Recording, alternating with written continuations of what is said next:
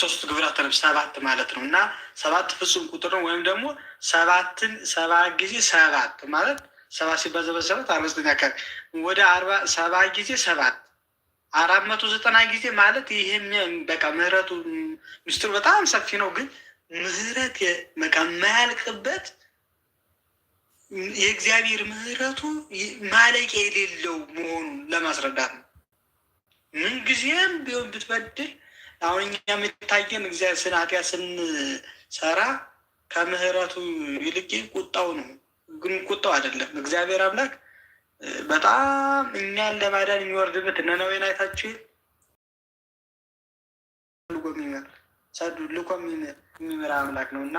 ያንን ለማስረዳት በጣም ደስ የሚለኝ ጥቅስ ነው። ማቴዎስ ላይ ነው የሚገኝ። ማቴዎስ 1:18-21 ላይ የሚገኝ ጥቅስ ነው። በጣም ሰፊ ነው። በጣም ደስ ስላለኝ ነው። ከአንዴ ወደ ጥያቄሽ ይወርድ።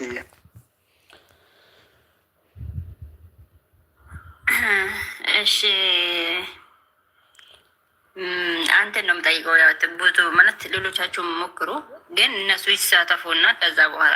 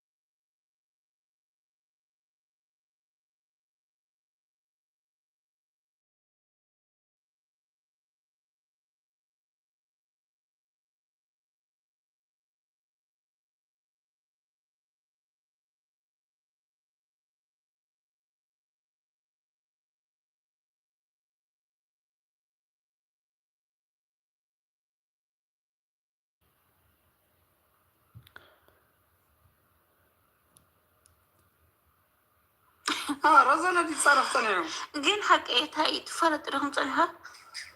ورزلك يتصرف تسيرات في الله عرض لي الله تسيرات في لحن تسيرا هنا هو كاولي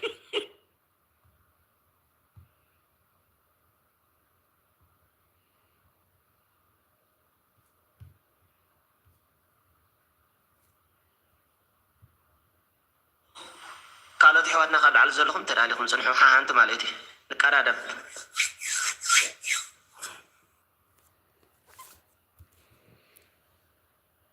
أشرف الله محمد بخير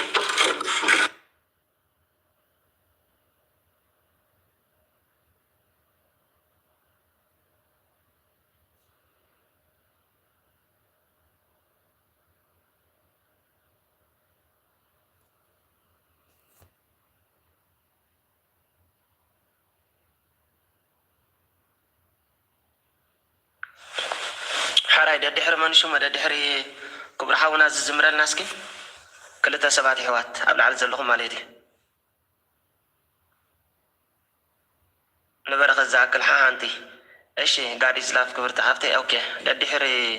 حاونا تدالوي ايشي حاده وي حانتي ودي جبريل حاوي مزمور تخليها كلني ابتعت لحن كسان هالكان نا اي تورد نا مراد ساي تورد سلام دلو اوكي اي تورد باب لحن ادي باب بتحت لا تكم ايش كداي باي اوكي حراي سالم حفتي انكو عبد السلام مصاخي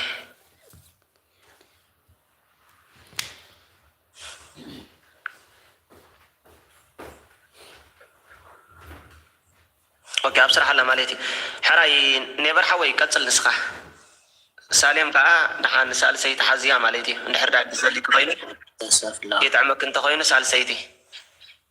شعو صلاه غيرنا خنا عصينا قصل كبر حوي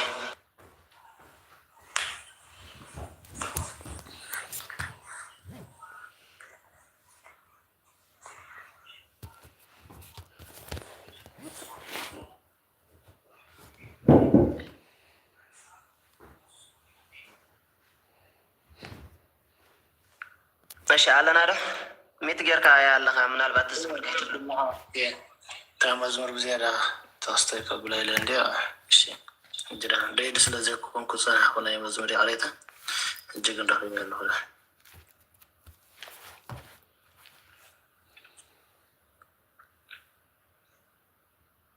ሰላም ክርስቶስ አምላክና ምስኻትኩም ይኹን። ሰላም ከብዛሕ ሳሌም ሓፍተይ እንኳዕ ብሰላም መጻኺ ከመይ ትውዕሊ? ሰላም እግዚአብሔር አምላክ ይመስገን ብልሓዊ ቃል ሕይወት የስምዐና እግዚአብሔር አምላክ ፀጋ ይብዛሓት ንኹላትኩም እዚ ተሳተፉ።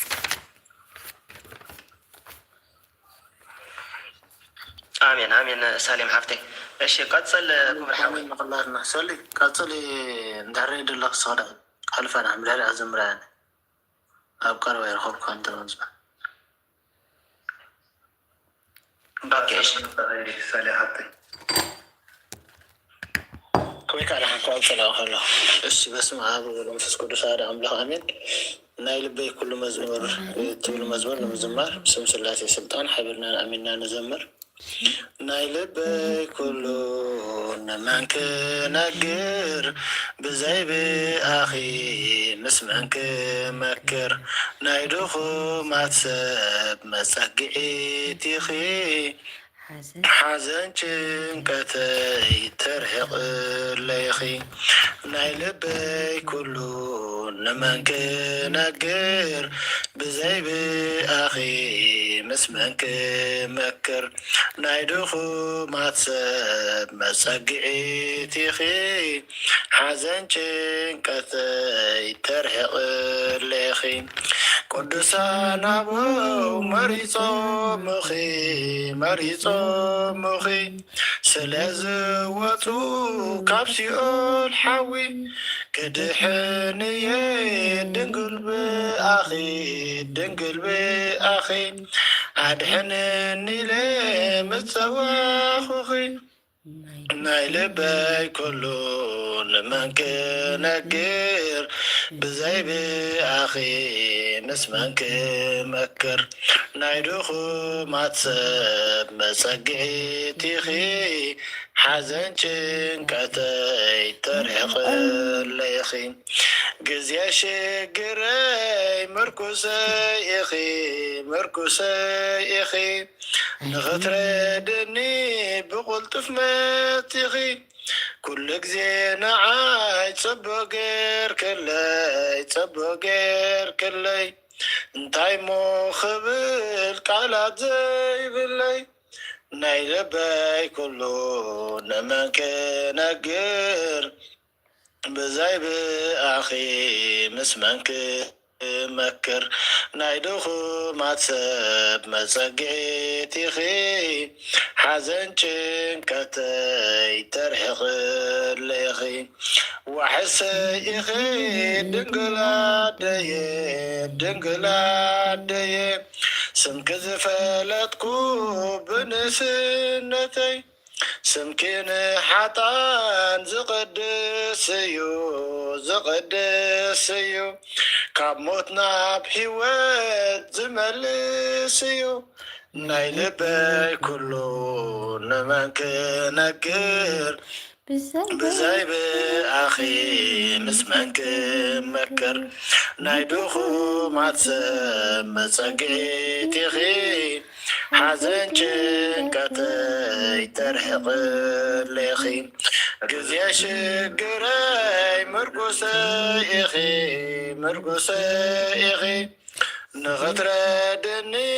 ብቕልጡፍ መጺኺ ኩሉ ግዜ ንዓይ ጽቡቕ ጌርክለይ ጽቡቕ ጌርክለይ እንታይ ሞ ክብል ቃላት ዘይብለይ ናይ ልበይ ኩሉ ንመን ክነግር ብዘይብኣኺ ምስ መን ክመክር ናይ ድኹማት ሰብ መጸጊዒት ኢኺ ሓዘን ጭንቀተይ ተርሕቕለይኺ ናይ ልበይ ኩሉ ንመን ክነግር ብዘይብኣኺ ምስ መን ክመክር ናይ ድኹማት ሰብ መጸጊዒት ኢኺ ሓዘን ጭንቀተይ ተርሕቕለይኺ ዘወዳድ መጠ ኣብቲ ጉህም ቅዱሳን መላእኽቲ እግዚአብሔር አምላክ ያርመልኝ።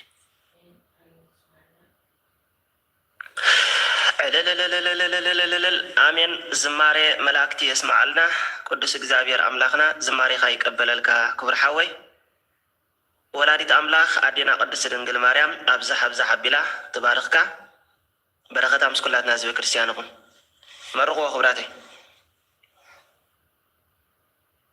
አሜን። መላእክቲ የስማዓልና ሓምዝሓመና እግዚአብሔር አምላኽ ቀድመንተ ማንያብካ ዝሃብካ እናርክናወደስካ ቤት የንበርካ ክብርሓውና ናይ ልበይ ኩሉ ክንብክ እናብረኽ ዝምረና ፀኒሓ ዛዕንቲ መዝሙር ሸወጣዊ መዝሙርያ ንግል መራሓ ዝባስበልካ ዝሓወ ተባረኽ። አሜን። እግዚአብሔር አምላክ ጽድቅ የዝሕልካ ለዘመርካ ይንበርካ ቤቱ። አሜን። ዝማረ መላእክቲ ይስማዓልና እንዳዘመርካ እንዳወደስካ ዓበይቲ የንብርካ ኣብዝኻ ብዙሕ ሰብካ ስለ ዘሎ እንዳመፃኹም ከምዚ ኢልኩም ክትምህሩናኻ ትሕትና ለዋወኩም።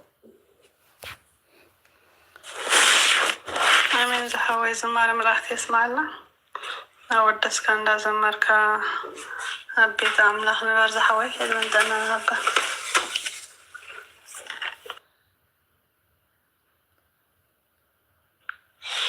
አሜን አሜን ንኩለና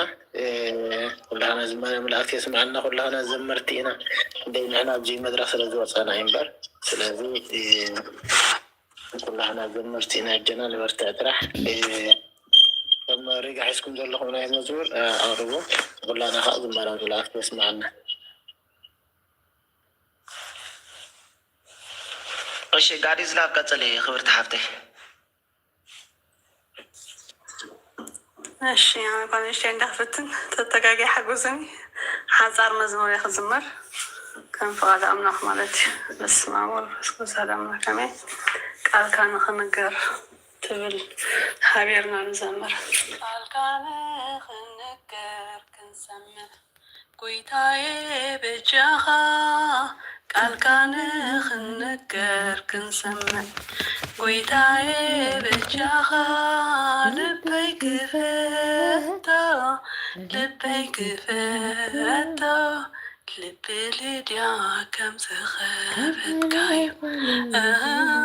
ልበይ ክፈቶ ልበይ ክፈቶ ልቢ ልድያ ከም ዝኸበትካዩ ቃልካ ንኽንገር ክንሰምዕ ጎይታዬ ብጃኻ ቃልካ ንኽንገር ክንሰምዕ ጎይታዬ ብጃኻ ልበይ ክፈቶ ልበይ ክፈቶ ልቢ ልድያ ከም ዝኸበትካዩ ልበይ ክፈቶ ልበይ ክፈቶ ልቢ ልድያ ከም ዝኸበትካዩ ቃልካ ንኽንገር ክንሰምዕ ጎይታዬ ብጃኻ ቃልካ ንኽንገር ክንሰምዕ ጎይታዬ ብጃኻ ልበይ ክፈቶ ልበይ ክፈቶ ልቢ ልድያ ከም ዝኸበትካዩ ልበይ ክፈቶ ልበይ ክፈቶ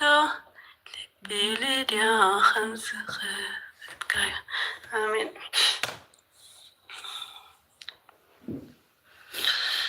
አሜን አሜን አሜን። ዝማሬ መላእክቲ የስማዓልና ቅዱስ እግዚአብሔር አምላኽና ዝማሬ ይቀበለልኪ ፀጉን በረኸትን ካ የብዛሓልኪ ልቢ ሊዳ ዝኸፈተ እግዚአብሔር አምላኽ ዝተሓፅቦ ልብና ይኽፈቶ። እሺ መርቕዋ ክብራተይ። ዝማረ መላእክቲ የስማዓልና ሓፍትና እዚኦም ኩሉ ግዜ ክትዝምር እንበል ናብ ደገ ዝሓለፍ ግበሩ።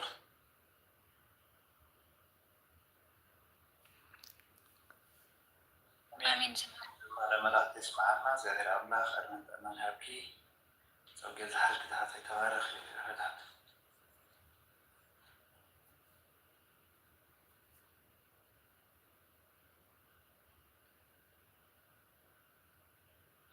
እሺ ኩላትና ንመርቕ ጓል ነጋስ ሓፍተይ እውን ቋዕ ብሰላም መጻኺ እንኳዕ ሰላም ፀናሕኩም ቃል ህይወት ይስማዓልና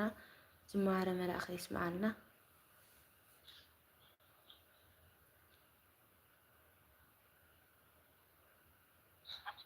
ዝማረ መላእክቲ የስማዓልና ሃፍትና እግዚአብሔር ናይ አገልግሎት ዘበን ይባረኸልኪ ስምክን ስምናን after ዘይተሓልፍ ዓንደ ወርቂ እግዚአብሔር አምላኽ ጻፈልና ንፈቲ ቀጽልዮ ግብረ ሐዋርያት ምዕራፍ 16 ዘሎ እዩ ስለዚ ድድያ ሲሊኮንን ልባ ከፊትላ ድሌታታውን ነጥቃል አምላኽ ቃሉ ግና እግዚአብሔር ከዓ ናይ ስጋ ዓይንትና ዘይኮነስ ናይ ውሽጥ ማለት እዩ ስለዚ እግዚአብሔር ከዓ ከፊቱ ንቃላቱ ጾኒና ሰሚዕና ከም ልድያ ክንከውን ናይ እግዚአብሔር አምላኽ ምሕረቱ ናይ ድንግል ማርያም ቸርነት አይፈለየና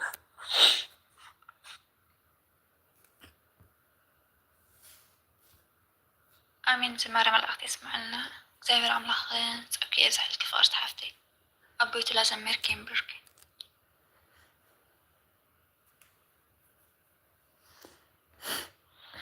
مش سالم حفتي أو خلق مزمر زمر حنتي بركة تساعدني راشي بسم الله وولد ومنفس قدوس هذا أملاك آمين بسم الله وولد ومنفس قدوس هذا أملاك آمين بسم الله وولد ومنفس قدوس هذا أملاك آمين حتى أريد نزمر ماشي سلام زبون كان أوكي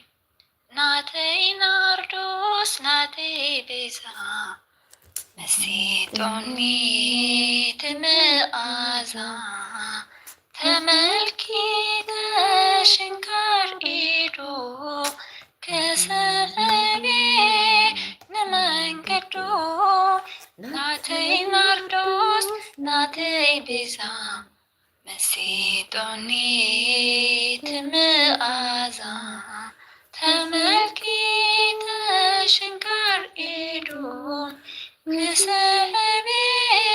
نمنكدو دقاسي لنا بحارتي تركيز اللون بدفعتي بتزلمات نغيحي نفغرخا تملكت نفغرخا تغتلا ناتي نردوس ناتي بيزا نسيتني تمآزا تملكي تشنكر إيدو كسبي نمنكدو ناي صارون سجيريدا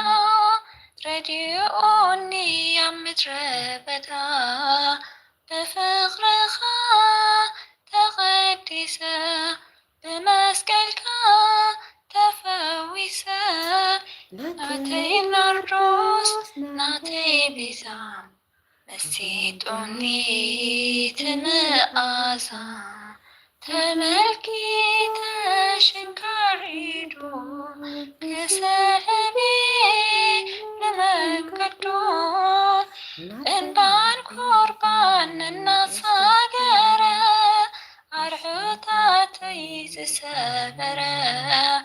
وكان زمد كرحقني ولد كاغن رديوني ناتي نردوس ناتي بيزا مسيتوني تمآزا تملكي تشنكر إيدو كسبي نمنكدو قبل بالبال الحيلوني أبي مانو حقيفوني قويتاناتي أنا ناتو من يوزفالني كابو ناتي نردوس ناتي بيزا مسيتوني تمآزا تملكي تشنكر إيدو كسبي نمنكدو Thank you غني اللي فورا تعواتي لكم تسمعوني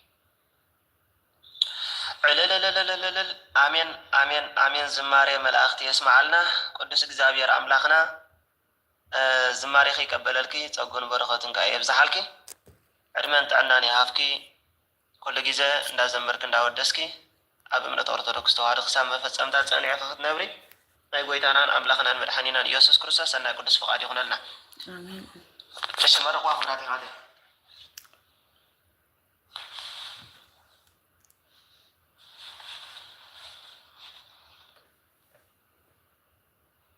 آمين آمين معنا حفتنا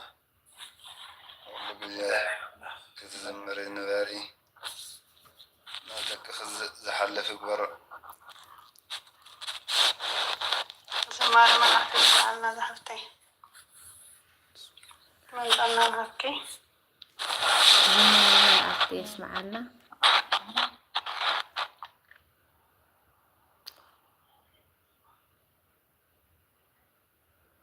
زمارة ملاك يسمعنا رمانت أمان حبكي تعم مزمر تعم لسان تبع هذا حتى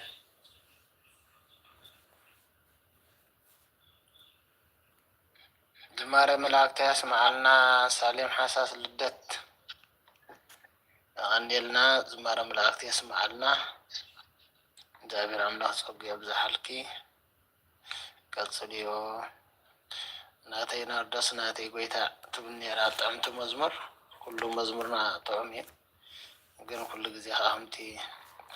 كخوب زهرة طعمتو مزمر مالتي قد صديو نفاتي أعزائي ربيتي بركي جمرت يكون كخاء بحفشة ونقولاتنا زائر الله مفتام يبزحنا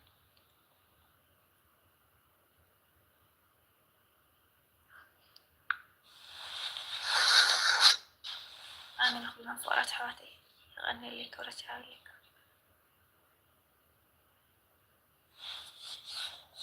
እሺ እሞ ክቡራት ኣሕዋተይ እንታይ ዝበሃል ቃል እያ ቃልና ከይንዓፅፍ ማለት እዩ ከምታ ዝበልኩም ሰለስተ መዝሙር ኢልና ነርና ማለት እዩ ሰለስተ መዝሙር ከዓ ተዘሚረና ኣለዋ ሕጂ ጸሎት ክንዓፅፍ ካልኦት ኣሕዋትና እውን ዝኸፈቱ ስለ ዘለዉ ክልተ ሰባት እቶም ክትዝምሩ ትደልዩ ዘይዘመርኩም ክትዝምራ ትደልያ ዘይዘመርክን ከዓ ከም ፈቃድ ኣምላኽ ኣብኡ ከይድና ክንዝምር ንኽእል ኢና ኣነ ንባዕለይ ኣይዘመርኩን ማለት እዩ ክዝምር ደስ ይብለኒ ግን እቲ ግዜ ሕፅር ተበልካዮ ቁርፅ ተበልካዮ እዩ ዝሓሸ ማለት እዩ ናብ መጠጥና ገለ ካብ ንኸይድሲ ኣብቶም ናይ ካልኦት ኣሕዋትና ከይድና በረኸት ክንሳተፍ ማለት እዩ ሕጂ ጸሎት ክንዓፁ ማለት እዩ ከም ፈቃድ ኣምላኽ ጸሎት ሃበና ክቡር ሓወይ ነበር Oi, no, alone mad personal.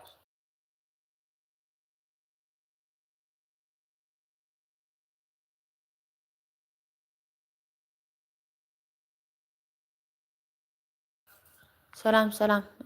تخاطرتنا يوتيوب كمية لهم وقد حنمتهم لما أنت بزي نشتي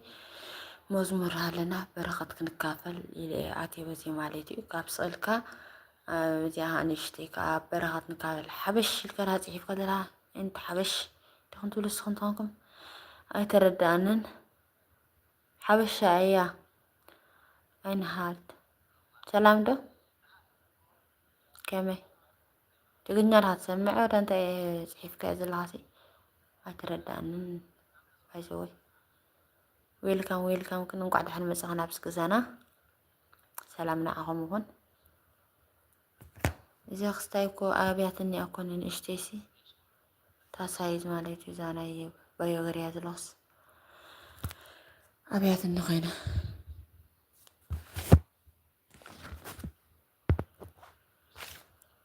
يسمع عدد جنتي محاضرون بمنفسو أن أقحو أبتقدس بيتهم زنبرم أنا أجزاء برامدنا جمر زي كنا نفتام يبصحنا آمين مسترن توابن كلهم قدسنا بتاتنا هم زجلسة مسترن توابن كجلسلنا أبيت خننبر نجزابر أملاح سنة قدس فارغون استوارها تقدس معلتو إلنا أمسينا نيمو نجزابر أملاح نيسوا حسابات كجبرنا ناس سنة قدس فارغون أما كرا أبشجر أبصاب ذو حواتناون نبذ رفلو يتبصحنا زبط منكسيان زعم عراز تشجر فتين ساسر جارها على ما صيف ترى لهم زحلف ساعاتنا بارح قدسهم ذهبنا زمت ليتنا ሎም ናይ ቅዱሳን ክገብረልና ናሰናይ ቅዱስ ፍቃድ ይኹን ናይ ጽባሕ ናይ ንስሐ ዕድመ ክፈጥረልና ናይ እግዚአብሔር አምላኽና ሰናይ ቅዱስ ፍቃድ ይኹን በረኸታ ረድኤታ ናይ ቅዱስ ቅዱሳን ድንግል ወላዲት አምላኽ ናይ ኩሎም ሁርያን ቅዱሳን እግዚአብሔር አምላኽ በረኸቶም ረድኤቶም የካፍለና ንበልዓውነ ዘመሰማያት ይትቀደስ ስምከ ትምጻእ መንግሥትከ ወይኩን ፈቃድከ በከመ በሰማይ ከማሁ በምድር ሲሳየነ ዘለዕለትነ ሀበኒዮ ህድግ ለነ አበሳይነ ወጅገቱ ከመ ድኅነኒ ንህድግ ለዘአበሰለነ ኢታብአነ እግዚኦ ውስተ መንሱት አላድኅነኒ ህዋላኒ ኩሉ እኩይ እስመ ዘአከ ኢት መንግሥት ኃይለ ወስብሐት ለዓለሙ ለዓለም አሜን። በሰላም ቅዱስ ገብርኤል መልአክ ወእግዝእትነ ማርያም ሰላም ለኪ ድንግል በህሊናኪ ወድንግል በስጋኪ እመእግዚአብሔር ጸባኦት ሰላም ለኪ ብርክቲ አንቲ እምአንስት ወቡሩክ ፍሬ ከርሥኪ ተፈሥሒ ፍስሕቲ ኦ ማርያም ለተጸጋ እግዚአብሔር ምስለኪ ሰአል ወጸሊ ምሕረ በእንቲአነ ሀበ ፍቁር ወልድኪ ኢየሱስ ክርስቶስ ከመ ይስር ለነ ኃጣውኢነ ተማጸንኩ በኪዳንኪ ተማጸንኩ በጸሎትኪ ተማጸንኩ በምህረትኪ ወላዲተ አምላኽና ጸሎታ በረከታ ናይ ኩሎም ቅዱሳን አይፈየና ዝወደቁት ነበየ በአፈ ትጉሃን ቅዱሳን መላእክት ገሩ እግዚአብሔር አምላኽ ያርመልና ናይ ጽባሕ ሰባት ይበለና እግዚአብሔር አምላኽ ናይ ንስሐ ዕድመ ይፍጠረልና አሜን።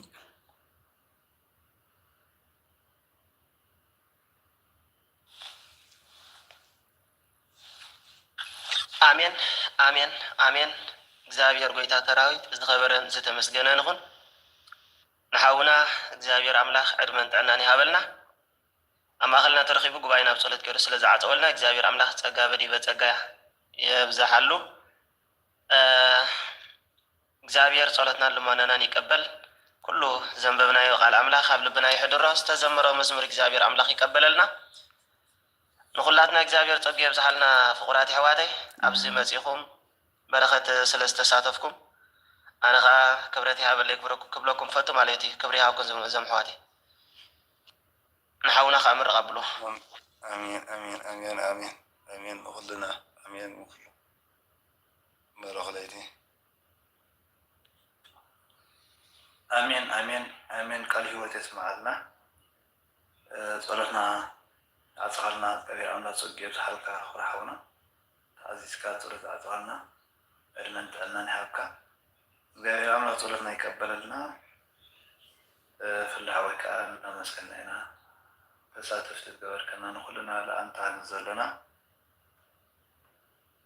ኩልና ለአንተ ዘለና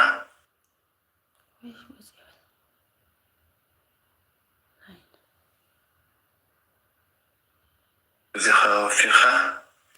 ንዓና ንሕዋትካ ኣብዚ ክንሳተፍ ግዜ ከወፊኻ ዘምስኻ ብጣዕሚ ኢና ነመስግነካ ዕድመን ጥዕና ንሃብ ቅፅሎ በረኽ ለይቲ ይበለልና ናይ ፅባሕ ስፋት ይበለልና። አሜን። ሰላም ለይቲ ይበለልና ክብረት ይሃበልና ቃል ህይወት የስማዓልና ኩላትኩም አሜን አሜን። አስሚ ሓዊ ንኩላትና እሺ ኣለኹም ዶ ካልኦትከ ተዛረቡ እንትኾንኩም ተዛረቡ ሞ ኣብዚ ክንወድእ ቃል ህይወት ይስማዓልና ኩላትኩም ኣሕዋተይ ዘምራን ጸጉኡ የብዛሓልኩም ሰምዓና ቅዱስ ቃል ኣብ ልብና ይሕድሮ ዝተጀመረ ጅማሬ ይቀበለልና ናይ ኣገልግሎት ዘበንኩም ከዓ ይባርከልና ነዚ ክንሰማዕ ዝገበረና እግዚአብሔር ኣምላኽና ይኽበር ይመስገን። ኣጋጣሚ ኣብ ስራሕ ፀኒሐ ነይረሲ ፅቡቅ ትምህርቲ እንዳሰማዕኹም የፀግዩ የብዛሓልኩም ብጣዕሚ ፅቡቅ ኢና ብዙሕና ተማሂርና እዞም ኣሕዋተይ ፀግዩ የብዛሓልኩም። ግን ኣብ ኣስኒ ሸይ ሕቶ ነይራትኒ ሕጂ ስለ ዝጣዕመኒ ማለት እዩ ሓፃርያ 5 ደቂቃ ገለ ሂብኩም ትምልሰዋ ማለት እዩ።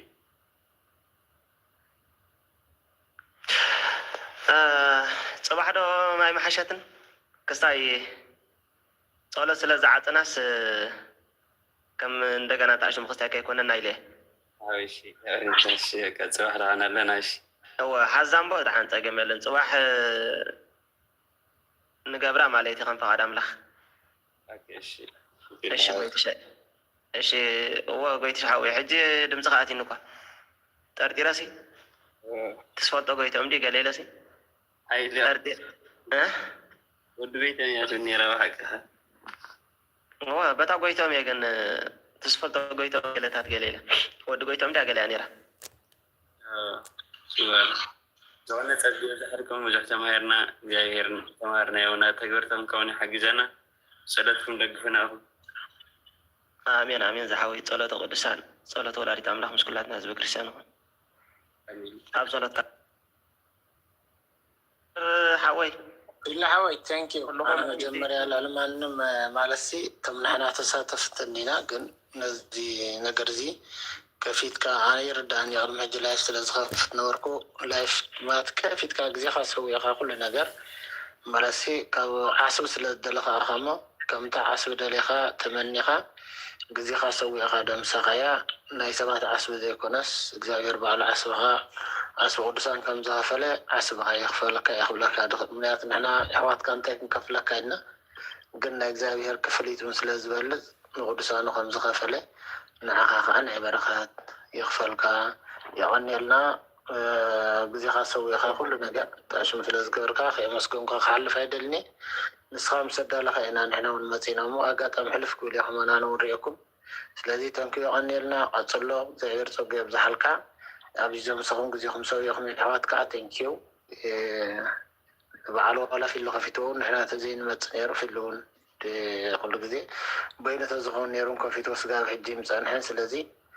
መጀመርያ ክሕልፈ ደሊ ኩላህና ፈለው ንበሃል ክብል እየ ዝደሊ ምክንያቱ ኩሉ ግዜ ክንከታተል ተኮይንና ወላ ፊሉ ምስ ከፈቶ ፈለው ክንበሃል ኣለና እቶም ዚኣተው ሰባት እውን ፈለው ክንብለሎም ተኮይንና ፈለው ተተባሂልና እሞ ፈለው ንበሃል ኣለና ፊሉ ሓወይ ግን ይቐኒየልና ብልቢ እግዚኣብሔር ዓስብኻ ክፈልካ ክብለካ ጥራሕ ድቐንሰ ያቁመኒ ተንኪ ዝተዋሃበና ክብርካ ብልቢ የመስግን እግዚኣብሔር የኽብረለይ ጥዑም ለይቲ ናይ ፅባሕ ሰባት ይብለና እግዚኣብሔር አሜን አሜን። ንኩላትና እግዚአብሔር ፀጉ የብዝሓልና። እሺ በሉ ብሩክ ለይቲ ድሓን ሕደሪ እቲ ተሃብተ እውን ብሩክ ለይቲ ድሓን ሕደሪ ጋዲ ስላፍ ክብሪ ሓወይ ኩልኩም ወዲ ጎይቶም ሓወይ ኣብ ታሕቲ ዘለኹም ከዓ ብሩክ ለይቲ ኦኬ ንቀኒልና በሉ ቀሪ ህይወት ተስማዕልና ኩላኩም ሓወትና እናንጠና ኣላኩም ዘባት አሜን አሜን። በቃ በሉ ይዓፅዋ ኣለኹም ብሓደ ንውረድ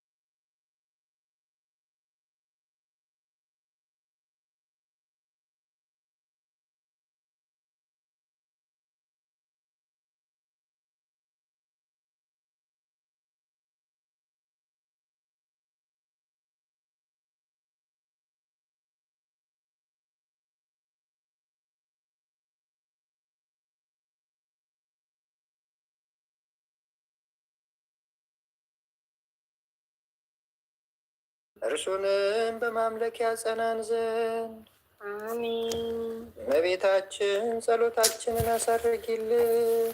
አሜን ታሳርግልን።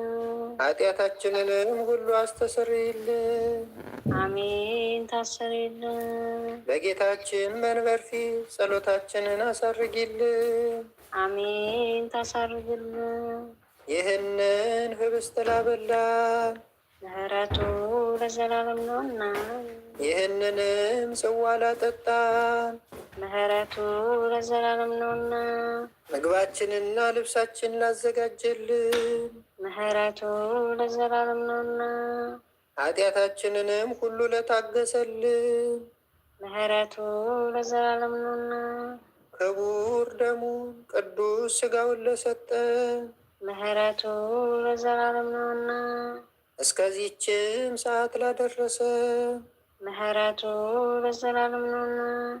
ለእርሱ ለልዑል እግዚአብሔር ፍጹም ምስጋና ይገባል። ለወለደችው ለድንግልም ምስጋና ይገባል። ለክቡር መስቀሉ ምስጋና ይገባል። የእግዚአብሔር ስሙ ፈጽሞ ይመሰገን ዘንድ ዘወትር በየጊዜያቱና በየሰዓቱ ምስጋና ይገባል። እናታችን ማርያም ሆይ ሰላም ላንቺ ይሁን እያል እንሰግድልሻለን፣ እንማልድሻለን። ከአዳኝ አውሬ ታድኝን ዘንድ ተማጽነንብሻል። ስለ እናትሽ ስለ ቅድስት ሐና ብለሽ፣ ስለ አባትሽ ስለ ቅዱስ ኢያቄም ብለሽ ድንግል ማህበራችንን ዛሬ ባርኪልን። ድንግል ጉባኤያችንን ዛሬ ባርኪልን። ድንግል መሰባሰባችንን ዛሬ ባርኪልን። አምላክን በድንግልና የወለደች እመቤታችን የማርያም ጸሎት ማርያምም አለች፣ ነፍሴ እግዚአብሔርን ታላቅ ታደርገዋለች፣ መንፈሴም በመድኃኒቴ በእግዚአብሔር ደስ ይላታል። የባሪያይቱን መዋረድ አይቷልና፣ እነሆ ከዛሬ ጀምሮ ትውልድ ሁሉ ያመሰግኑኛል። እርሱ ብርቱ የሚሆን ታላቅ ስራ ለኔ ያደርጓልና፣ ስሙም ቅዱስ ነው። ለሚፈሩትም ምሕረቱ ለልጅ ልጅ ነው። ኃይልን በክንዱ አደረገ። በልባቸው ሀሳብ የሚኮሩትን ትዕቢተኞቹን በታተናቸው። ብርቶቹንም ከዙፋናቸው አዋረዳቸው። የተዋረዱትንም ከፍ ከፍ አደረጋቸው። የተራቡትንም በቸርነቱ አጠገባቸው። ባለጸጎችን ባዶ እጃቸውን ሰደዳቸው። ምሕረቱን እንዲያስብ እስራኤል ባሪያውን ተቀበለ። ለአባቶቻችን ለአብርሃምና ለዘሩ እስከ ዘላለም ድረስ እንደተናገረ ቅዱስ ኤፍሬም የደረሰው ረቡዕ የሚነበብ አምላክን የወለደች የእመቤታችን የቅድስት ድንግል ማርያም ምስጋና ሶስተኛ ክፍል። የምድር ሁለተኛ የሆንሽ ሰማይ ሆይ የሰማያት ሰራዊት መላእክት ንዕድ ነሽ ይላሉ። ድንግል ማርያም የምስራቅ ደጅ ናት። ሙሽራዋም ንጹሕ የሆነ ንጽሕት የሰርግ ቤት ናት። አብ በሰማያዊቱ እንዳንቺ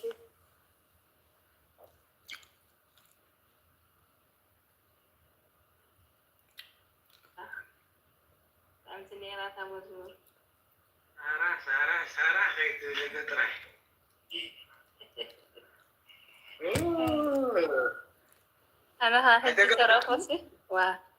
خفت لهم لا بيكشي نفت انه على حنو صحيح سلامة خبرنا أبوي على هذا زي بعل نسخن تخفيتكم يخان كل بلده هاي هذه مدى عندي غربة زي واحد يخافتي حد زي مر وزي حد زي كم يلا هيدا حد يطلعنا لا هاي نعم لها مسكين هاي قرن كوحرخونا بقامي هاي سلام زي والكم تطوب لكم اللي أكو عريسي حنا وحنا سلام تقوم يقولون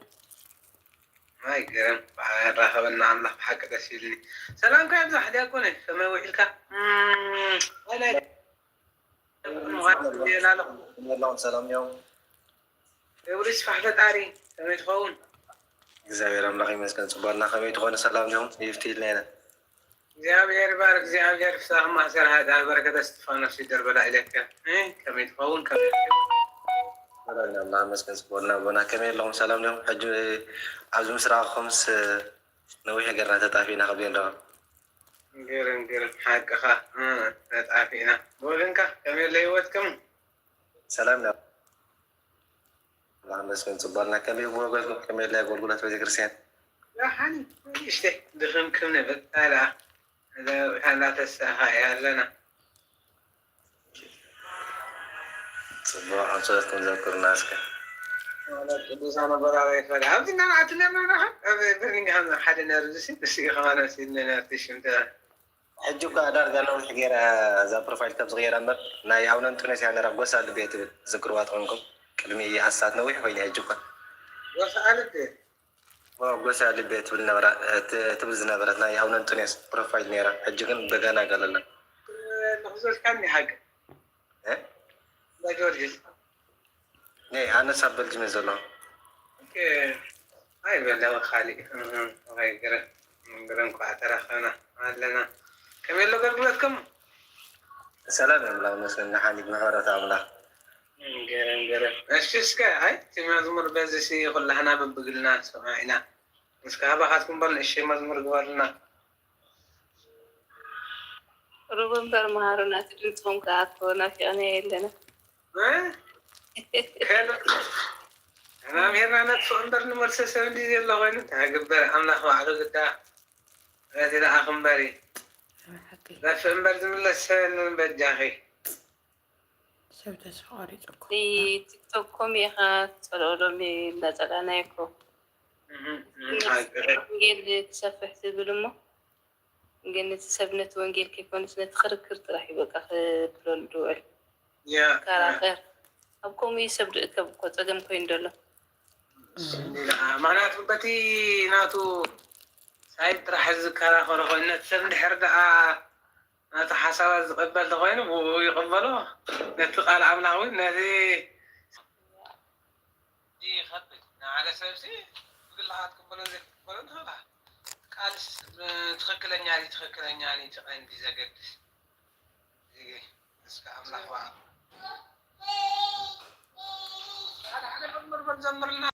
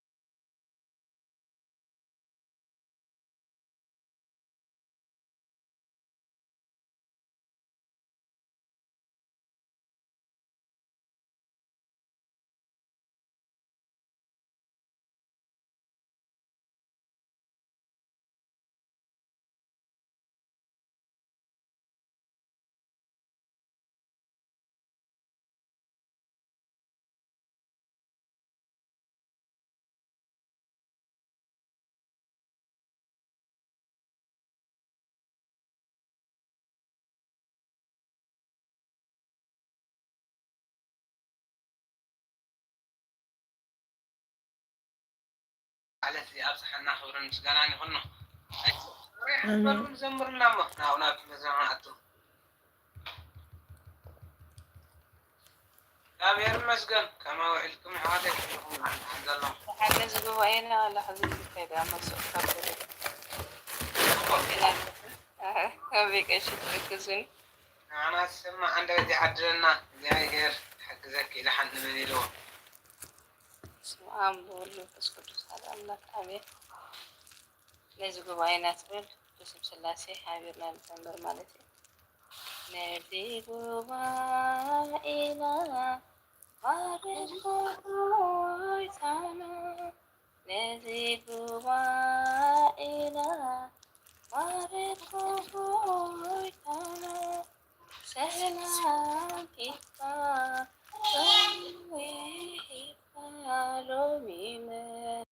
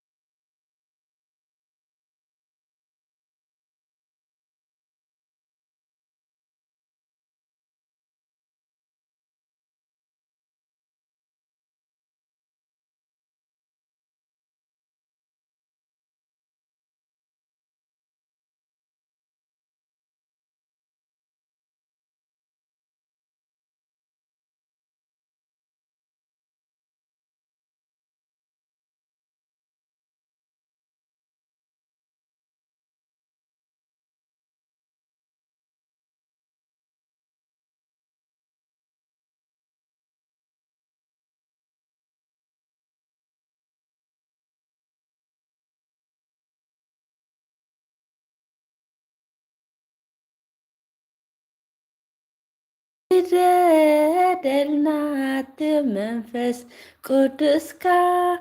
ኦጎይታና ስደደልናት መንፈስ ቅዱስካ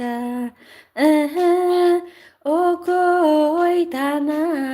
ስደደልናት መንፈስ ቅዱስካ ኦጎይታና ስደደልናት መንፈስ ቅዱስካ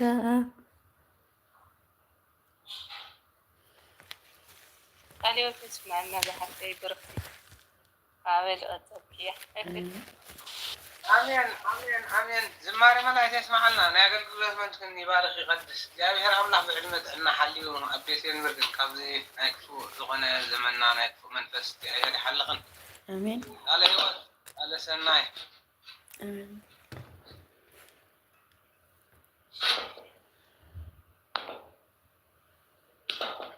تاب كبروا بلكم الله عشرته إلى سبات لهم تاب نكبر سانكو تاب قبل ساني تكونيشن كي زهلي لي تاب سنكبر كلنا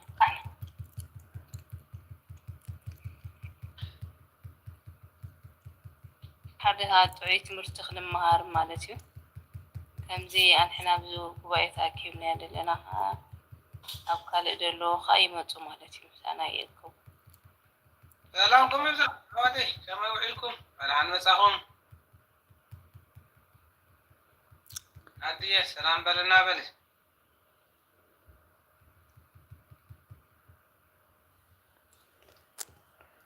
سلام ربنا كمن فيهم يفتي زيادة بارك زيادة صاغ ما يصير هداس أما إيش أحسن እግዚአብሔር ይመስገን አሜን ከመን ሲሆን ፍራት ሐዋት እግዚአብሔር ይመስገን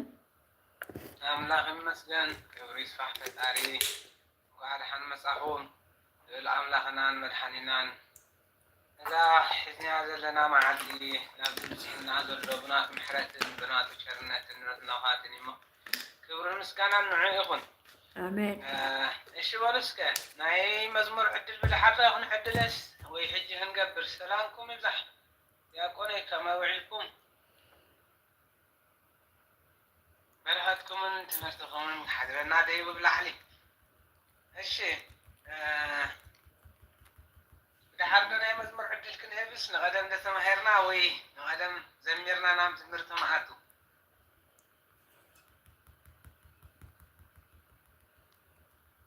أبي كش مدريت المهابني حجزكم كا جن بحان تمرتي حشنا مزمور حده هو تحفيز كنت زاربا ماشي نبي كرسيتين كني حاجة يسمى عم أفتنا متو بس جواب تاع على نت ودلا شو مدريت الدوران لكن يتنا حوالي أنا فور ذلك يحدي أنا هن حاخفت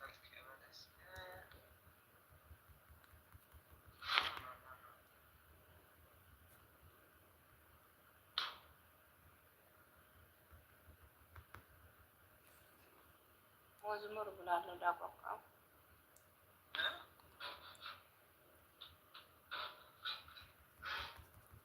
أنا ما نقدر نعمل أصلاً قاعد خايف مش نيرو نعم متوقني أبي كشي هذا تذكركم يا شيء أفتناتي مستوقكم نتبل لواسل السنة نعم مستوقكم مرريت اللي بركم تذكركم ويكا هاي كلكم أنت قالاتي تتوقوا مالتي شو نتبل لوابو مرريت اللي أفتشتين قاعدة ما نرى ترى قاعدة تناتكي تحفل الله يمين صلي ما حدا تعيد كلكم عنه أبينك تحت سناي متحف إن شاء الله ريحه مسجد تسعة له أنا عيام زين سيل دلنا تيتوا هذا كنا كماله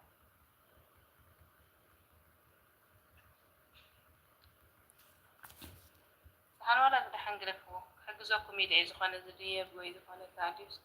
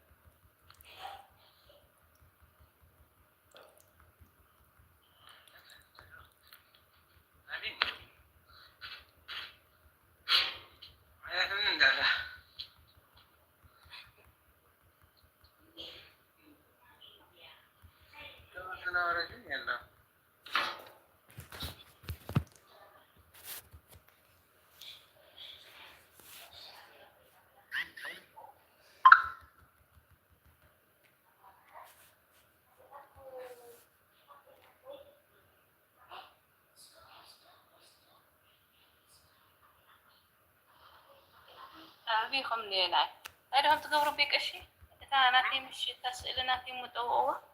ما تسألي أجي بلا على اللي هريهم بيقول ندلو 3 سنة بالله نجي تنسأل السنة بالمستوى كمو شو تحكم تكون مدريت تقلاو مالتي شأنه كان مدريت ترتبه بتوقع وامو شو كله تولع هو مالتي تنا بعد اللوانة تنت وزمتها قبر هو مالتي إن بايزوي ده حنا بتتمرتنا نخيد مالتي أنا تكون أبي وامو بيشي سوق أخي كده هلو قال لي الله ده حرام ولا فتنا برا يحتني أبي وابو ندخل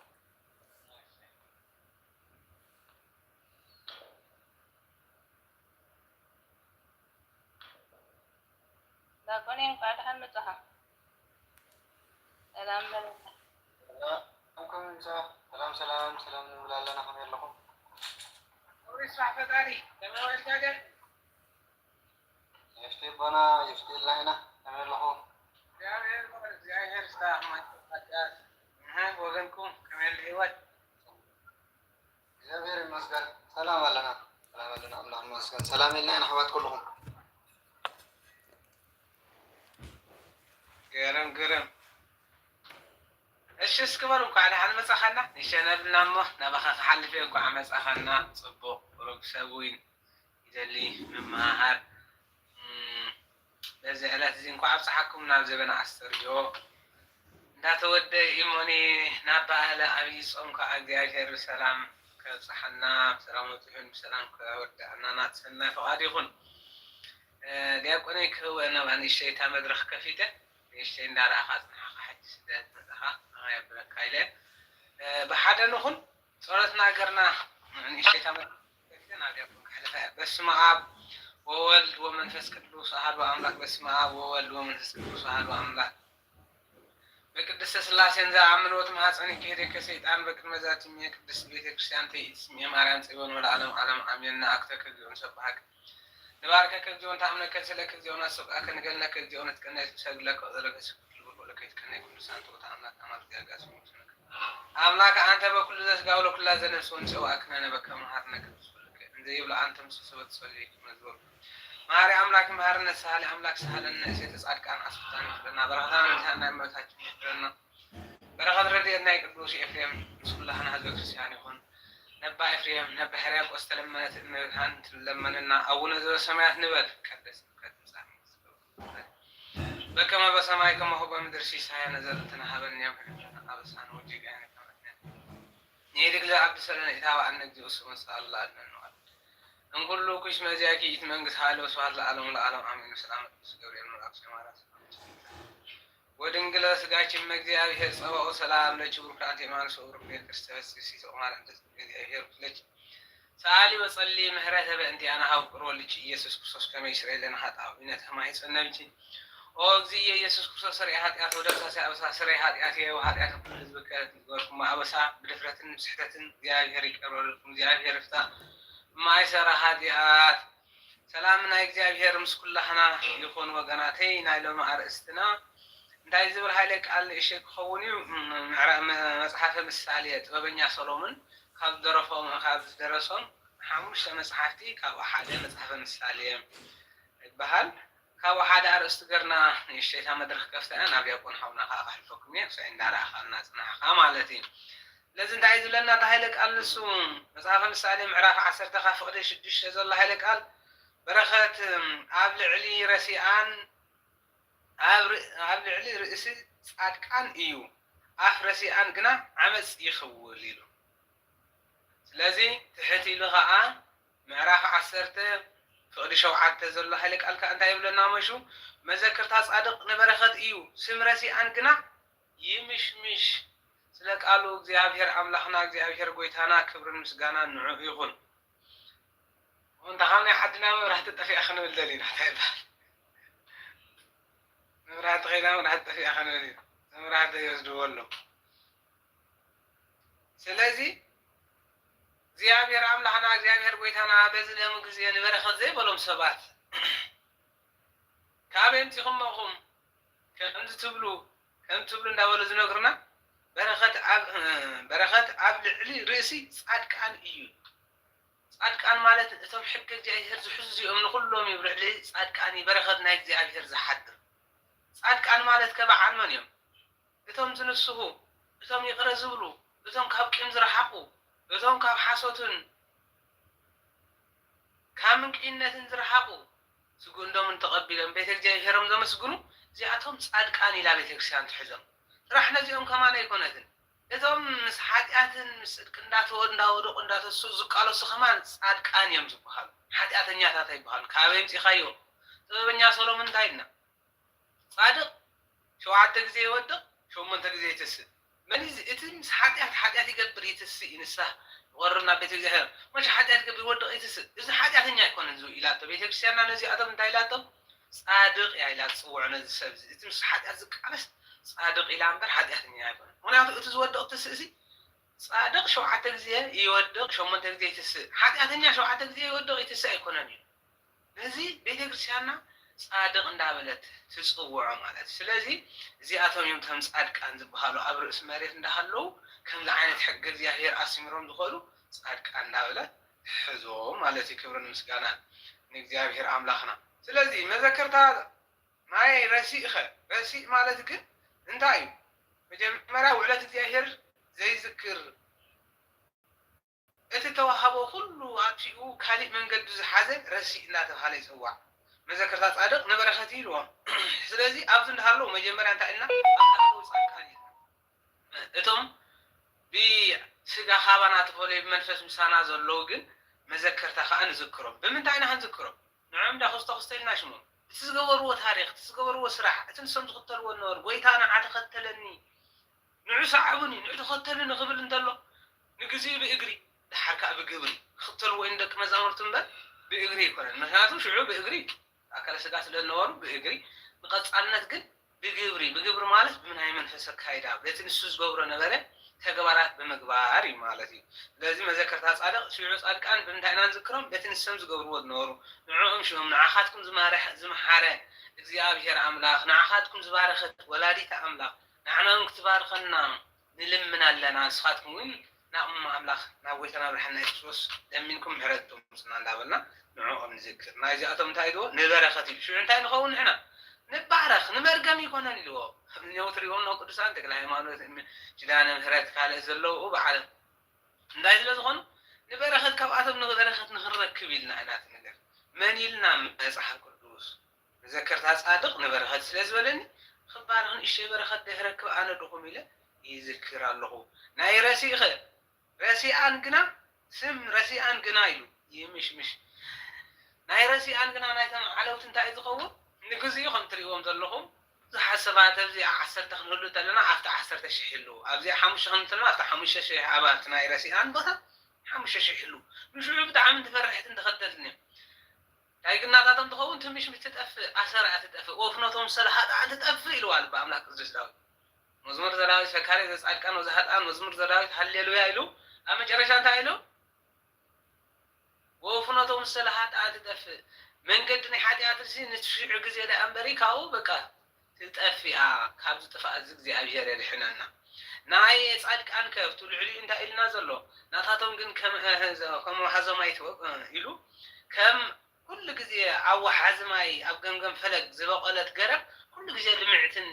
ለምለምን ተውፅእ ጻድቃን ግና ከምዚኦም ኩሉ ግዜ ይለምዑን ይለምልሙን ኢሉ እሞ ስለዚ ንሕና ንቅዱሳን ክንዝክር ተለና እንታይ ንባልና ንበረኸት ንኽንረክብ ኢና እሞኒ በረኸቶም ምስ ኩላሃና ህዝበ ክርስቲያን ይኹን ለማዓንቲ ናይ ኣባ ኤፍርያም ቅዱስ ንእመቤታችን ዝደረሰ ዓመታዊ በዓል እዩ በረኸቱን ረድኤቱን ምስ ኩላሃና ህዝበ ክርስቲያን ይኹን ከምኡ እውን እመቤታችን በዓተ መቅደሳ ለሰለስተ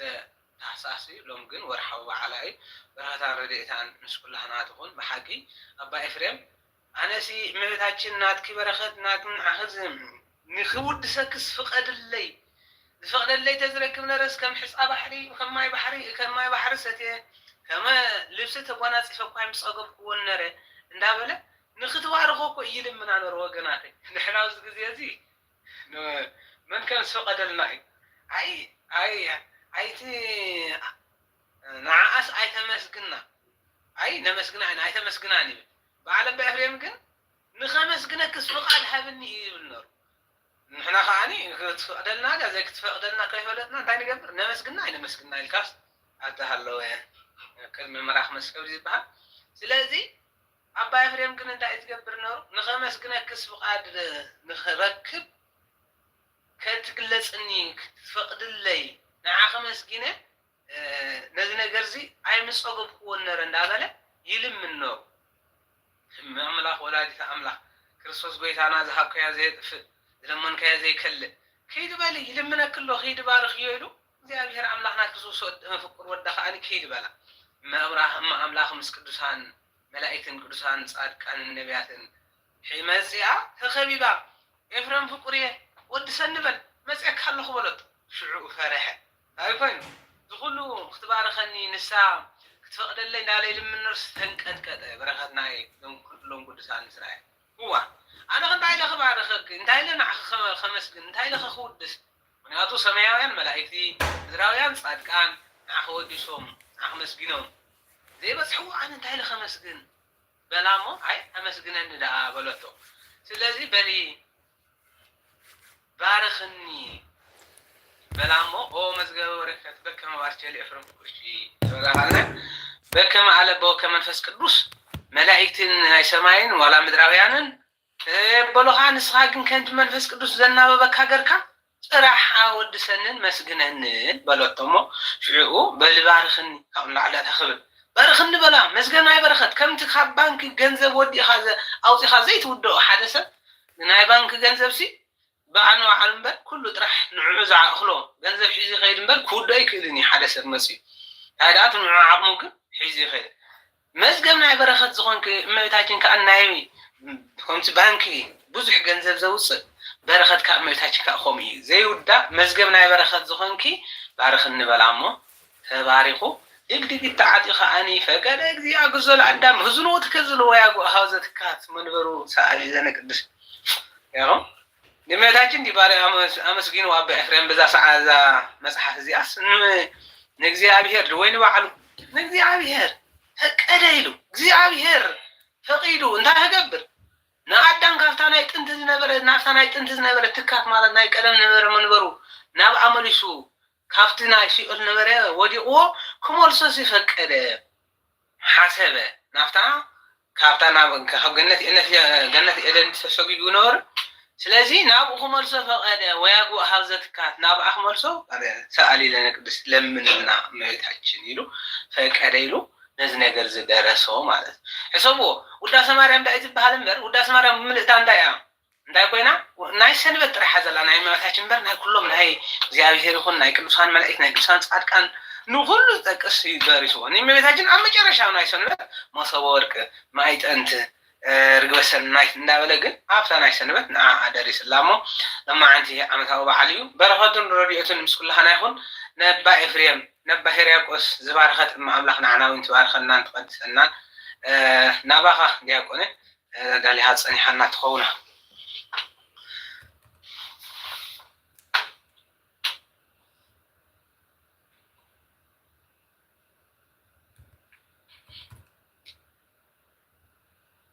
يلا هي الله هذا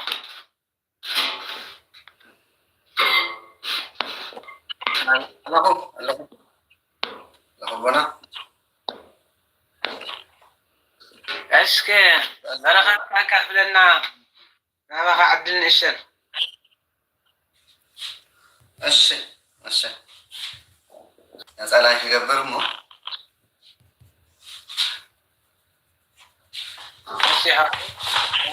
أنا سمع نحاول نقدر عند بيت عدلنا حتى إذا نتليكم نحسكم وصنحوا ولا خابزنا حجريو ولا خاب وصهريو حتى مالت جوجي حتى زبحنا قرية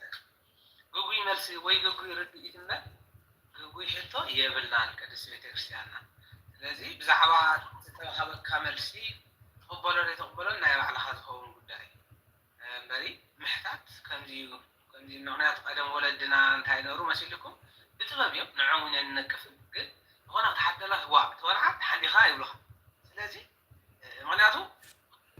لكن هاي قدم تصبق نورو خوني عاوز حدي قنص يلا نسو بزخونة تباب نعم بتشعر قزي صبق خنا بليخلي حدي قنا يكوني معناته واحد حديها مش من ديها وعلتها ولها معناته بتشعر قزي خاني بزحاتهم خالقت منافستي زلوهم منافق عنزوز حلو سدد نبرة راح بفرح إذا أكل ناي فرح سلد نورو مثلاً بقى ناي زي أمان حطز بحال يلا ناي منافع حطز بحال نجار يلا ناي تحدث حطز بحال نجار يلا ناي بينتي حطوز بحال حطه يا تردى أكل حتى سمع على سلكها نقطان زي نقطان كا ناي بعد هذا بدي ثايلو زو سدكها فطور يلا مكان فطور تعرض أكل قديت هزقت وصلوا لكم زي تقمك كايلو أحبوا يعني أصلاً شو من تنحامل تحاول تدل خايلو ناتفق أرسل الدليل لازم إحنا قاعد مسن هباكم توصلكم وصبوا تتأمكم أي دعمنا ندير مقع ناتكم قد يحول نحاول نادي أكون زنادر نحن نسمع عند وتي عدلنا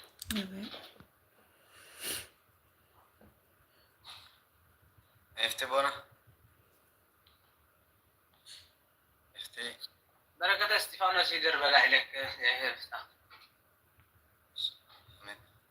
بسم الله وولد ومنفس قدوس أحدو أملاك آمين بسم الله وولد ومنفس قدوس أحدو أملاك آمين بسم الله أولادي مخانو آميننا بسم ولد سولادي مخانو آميننا بسم منفس قدوس سرازي مخانو آميننا على እግዚአብሔር نجمر بكريستوس كريستيان بولد ولدان منفس قدوس منفس أويان استسمخم أينت እግዚአብሔር أبوتاتي كهنات أحوات دياقونات مزمران أمنتم إيمانان كلكم بحافشة كم يكنكم كم يالكم فصوم سلام قويتنا مرحنينا يسوع كريستوس نساكم يكون حرين بعر مجمريا نبونا عليه وتسمح لنا በረከቶም ለጻድቃነ ሰማያት በረከቶም ለኩሎም ቅዱሳን እግዚአብሔር ይካፍለና ካብ ተኸፍኦ ዘበለ ነገር ሰዊሩ ልዑል እግዚአብሔር አምላኽና ከምቶም እንደቀደሙ አቦታትና እግዚአብሔር ብዝፈትዎ መንገዲ ክንጓዓዝ ቃል መንፈስ ቅዱስ ይሕድረልና حراي مبار زعبية تمرتي أبونا وديهم ما يوم انتخونا جن نتي كجلسوا زانحو كمو نشتو جوز ويكا مرداتا كخون زغل كاب مزحف قدوس كنا العلينا مالتي مجمريا كم تزبلنا يو ذكرنا قدوس هاني زلولو معلتي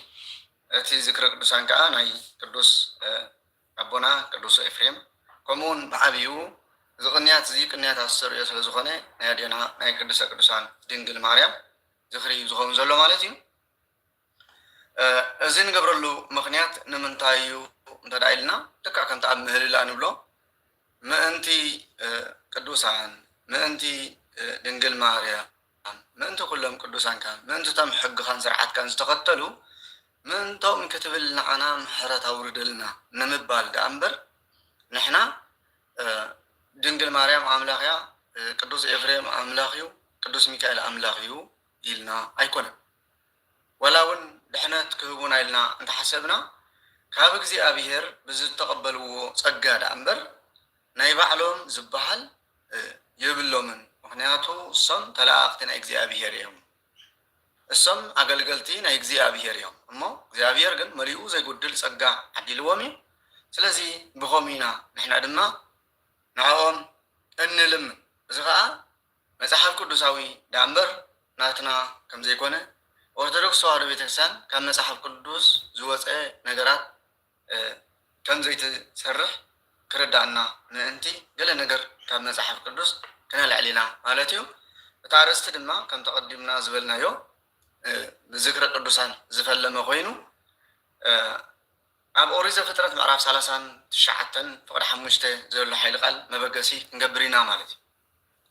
ንሱ ድማ እንታይ ይብል እግዚአብሔር ምእንቲ ዮሴፍ ኢሉ ንቤት እቲ ግብፃዊ ባረኻ ክደግማይ እግዚአብሔር ምእንቲ ዮሴፍ ኢሉ ንቤት እቲ ግብፃዊ ባረኻ ስለ ቃሉ እግዚአብሔር አምላክና ዝኸበረን ዝተመስገነን ይኹን ቅዱስ ዮሴፍ ሕዋቱ ሸይጣሞ ናብ ግብፅ ኣብ ዝኸደሉ ጊዜ እንተኾነ ግና እግዚአብሔር ካብኡ ስለዘይተፈለየ በረኸት እግዚአብሔር ኩሉ ጊዜ ምስኡ ነበረ እሞ ኣብቲ ዝኸዶ ዘበለ ኩሉ ከዓ እግዚአብሔር የሰንዮ ነበረ ካብዚ ዝተበገሰ ድማ ኣብቲ ናይቲ ንጉስ ወይ ከዓ ናይቲ ግብፃዊ ቤት ቅዱስ ዮሴፍ ስለ ዝነበረ ኣይንተ እግዚአብሔር ከዓ ኣብ ልዕሊ ቅዱሳኑ ስለ ዝኾነ ምእንቲ ቅዱስ ዮሴፍ ክብል ነቲ ቤት ናይቲ ግብፃዊ ከም ዝባረኾ ይነግረና ማለት እዩ ስለዚ እግዚአብሔር አምላክ ምእንቲ ቅዱሳኑ ኢሉ ኣና ምሕረት ከም ዝገበረልና ከም ኣበሳና ከም ዘይከደና ክንርዳእ እዚ ግና ንዝኣመንን ንዝተቐበሎ እንዳእምበር ነቲ ደረቕ ወይ ከዓ ነቲ ከውሒ ዝኾኑ ልቡ ከም ዘይሰርሐሉ ኣብዚ ነገረ መንገድና ክንርዳእ ይግባአና ቅዱስ ዮሴፍ ኣብ ቅድሚ እግዚአብሔር በዓል ዓብዪ ግርማ ነበረ ዮሴፍ ኣብ ቅድሚ እግዚአብሔር ዝገብሮ ክብሪ ኣብ ስርሑ ተሰማዕነትን ተፈታውነትን ከም ዝውንን ገበሮ እግዚአብሔር ድማ ዮሴፍ ብምሉእ ዓይኑን ሓሳቡን ምስኡ ነበረ እዚ ድማ እግዚአብሔር ኣብ ልዕሊ ቅዱሳኑ ከመይ ዝበለ ኣኽብሮት ከም ዘለዎ ዘብርህ እዩ ወይ ከዓ ዘርኢ እዩ ብምባል ይናገር ማለት እዩ ስለዚ ንሕና ድማ ኣብ ልዕሊ ቅዱሳንና ንእንገብሮ ኣማላጅነት ወይ ከዓ ልመና ካብ እግዚአብሔር ኣምላኽ ንላዕሊ ሓይሊ ኣለዎም ብምባል ዘይኮነ ኣብ ትሕቲ እግዚአብሔር ካብ እግዚአብሔር ዝረኸብዎ ጸጋ ንዓና እውን እግዚአብሔር ኣምላኽ ምእንቶኦም ኢሉ ቃሎም ከየሕፍር ክብል ንዝኣተወ ምእንቶኦም ዝኣተወ ኪዳን ክብል ንዓና ምሕረት ከም ዘውረደልና ንምርዳእ እዩ ማለት እዩ ስለዚ እግዚአብሔር ምእንቲ ቅዱሳን ሰማዕታት ጻድቃን ክብል እቶም ብስሞም ዝኣመኑ ንዖም ንምዝካር እውን ጽዋዕ ሕብስቲ ንዘዳልዉ ምእንቲ ቅዱሳን ክብል ሓጢኣቶም ደምሲሶ ዓስቦም ከም ዝህቦም ዝጠራጠር ሓቂ እዩ ናይዚ ምርኩስ ዝኾነና ድማ ወንጌል ማቴዎስ ምዕራፍ 10 ፍቅዲ 4 ካብ ፍቅዲ 42 ንብለና ማለት እዩ ካብ ፍቅዲ 4 ክሳብ 42 ወንጌል ማቴዎስ ምዕራፍ 10 ማለት እዩ እሱ ከዓ እንታይ ድብል እቲ ብስም ጻድቕ ዝገብር ዓስቢ ጻድቕ ይረክብ እቲ ብስም ነቢይ ዝገብር ዓስቢ ነቢይ ይረክብ ካብዞም ንኣሽቱን ሓደ እኳ ብስም ወደ መዝሙር ኣሳማይ ዘስተየ ናይ ዘላለም ህይወት ከም ዘለዎ ሓስቡ ከም ዘይስእል ብሓቂ ብሓቂ ንረክም ኣለዎ ዝብል ቃል ንረክብ። ስለ ቃሉ እግዚኣብሔር ኣምላኽና ዝኸበረን ዝተመስገነን ይኹን። ከምኡውን ኣብ ካልኣይ መፅሓፈ ነገስት ምዕራፍ 8 ካብ ፈቅዲ 18 ከምዚ ዝብል ቃል ኣሎ። ግናኸ ጓል ኣክዓብ ሰበይቱ ነበረት ንዮራም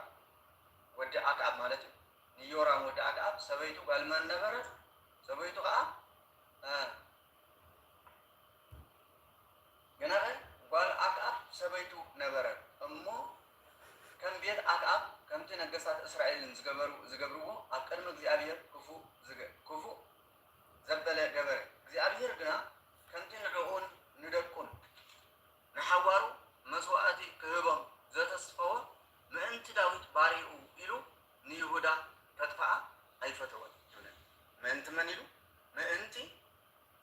ዳዊት ባሪኡ ኢሉ እግዚኣብሔር ኣምላክ ከጥፍዓ ኣይፈተወን ይብለና። ስለ ቃል እግዚኣብሔር ኣምላክና ዘበበረን ዝተመስገነን ይኹን። እግዚኣብሔር ኣምላክ ንቅዱሳኑ ሰማዕ ይኹን። እግዚአብሔር ንቅዱሳኑ ጋሻ ይኮን። እግዚአብሔር ንቅዱሳኑ ተሪራ ይኮን። ንቅዱሳኑ ኣይኮነንስ ነቶም ኣብዛ ዓለም እዚኣ ኮይና ብፍትወት ንድሌት ናይዚ ዓለም እዚኣ ንኸይድ ዘለና እኳስ ብጭካነ ኣይርኤናን እዩ እሞ እዚ ክንግንዘብ እግዚአብሔር ኣምላክ ፀብኮ ይደግፈን። ካልኣይ መፅሓፈ ነገስት ምዕራፍ 8 ካብ ፍቅዲ 18 ክሳብ 20 ዘለዎ ሓይሊ ቃል ኢና ንርኢ ማለት እዩ። ካልእ ድማ ኣብ ዘኍልቍ ምዕራፍ 12 ካብ ፍቅዲ 1 ክሳብ 16 ከምዚ ዝብል ቃል ንረክብ። ነቢ ሙሴ ፀላም ይብላ ወይ ከዓ ኣፍሪካዊት ዝብላ ፀላም ስለ ዘእተወ ኣሮንን ማርያምን ድማ ንነቢ ሙሴ እንታይ ይገብርዎ ጀሚሮም? ክሓሚዎ ጀሚሮም። ክሓሚዎ ስለ ዝጀመሩ እግዚኣብሔር ድማ ተቆጣዓሎም። ንሙሴ ድማ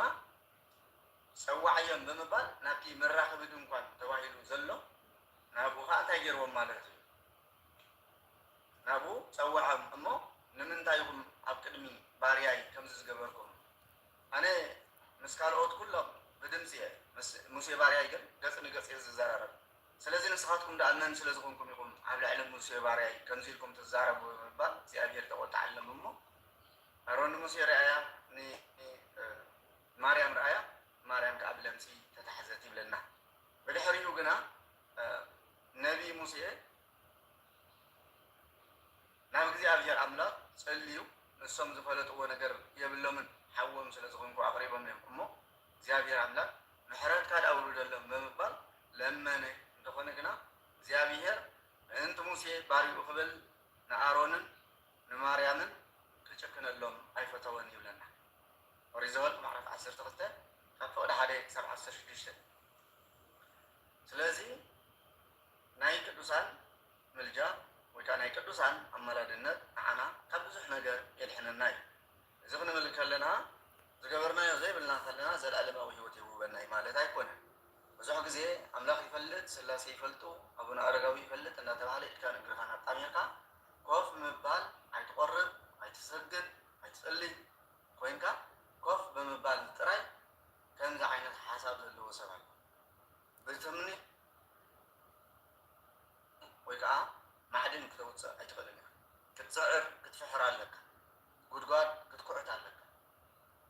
ብዘይ ፃዕሪ ዝመፅእ መክሰብ የለን። ኣብ ርእሲ እቲ ንሕና ንፅዕሮ ናይ ስጋ ድኽመታት እንተጋጠመና እግዚኣብሔር ይድግፈና እዩ። ኮፍ ኢልና ግን ጥራይ ክስቶ ይፈልጥ ስለ ዝበልና ማርያም ትፈልጥ ስለ ዝበልና ወይ ካሊእ ይፈልጥ ስለ ዝበልና እግዚኣብሔር ከምዘይፈልጥ ዳውና ጣዕሚ ርና ኮፍ ብምባል ምሕረት ኣይርከብን እሞ ሓቂ ምስ ተግባር ዝተሰነየ ክኸውን እግዚኣብሔር ብፀጉ ይደግፈና። ኣምላኽ ይፈልጥ፣ ቅዱስ እገሌ ይፈልጥ፣ ቅድስቲ እገሌ ትፈልጥ፣ ኣዴና ቅድስት ድንግል ማርያም ትፈልጥ ምባል ሕማቅያ ይኮና ንብል ዘለና። እንታይ ዳ ምስ ተግባር ብንቕፅና ከምኡ ኣይከውንን። ብድርቅና ብኹራ ብቂም ብበቀል ረሳሕ ቃላት ዘወትር ብምጥቃም ኣማላድነት ቅዱሳን